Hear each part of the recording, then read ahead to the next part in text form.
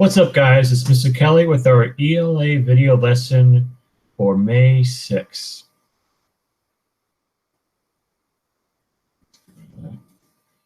Okay, so for today's assignment, please read Chapter 4 of Sleeping Freshmen Never Lie.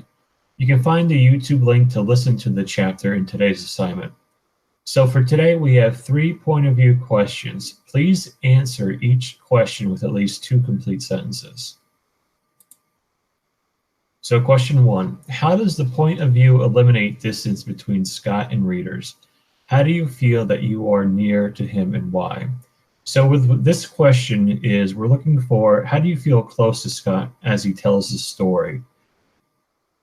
Do you feel like you're right behind him? Do you feel like you're next to him? So we'll go over that with the examples. Question 2, how does using the first person point of view help readers put themselves in Scott's place?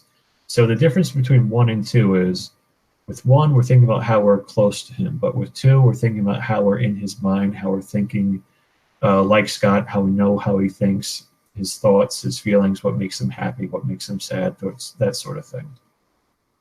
And question 3, how does the author's choice to use the first person point of view limit the reader's interaction with or knowledge of other characters? All right, so examples. So for number 1, we can say, I feel like I'm right by Scotty's side during his day. Whether he's in class, at lunch, or at home, I feel like I'm right next to him all the time. So it feels like we're attached at the hip to Scotty. We experience his days the same way. We're with him on the school bus, in his classrooms, in the lunchroom when he gets home and he's doing his homework in his room, or he's having dinner with his family in the kitchen. We are with him all the time. So question 2, with the first person point of view, I feel like I know everything about Scotty, everything he thinks about, everything he is worried about and excited about. Even when he is in class or at lunch, all the thoughts he has are in the forefront because of the first person point of view.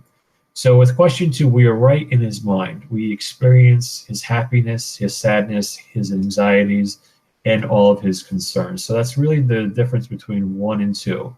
Question 1, how are we close to Scott? And question 2, how are we in Scott's mind? How are we experiencing all of his thoughts and feelings? And number 3, I'll read the question again. How does the author's choice to use the first person point of view limit the reader's interaction with or knowledge of other characters?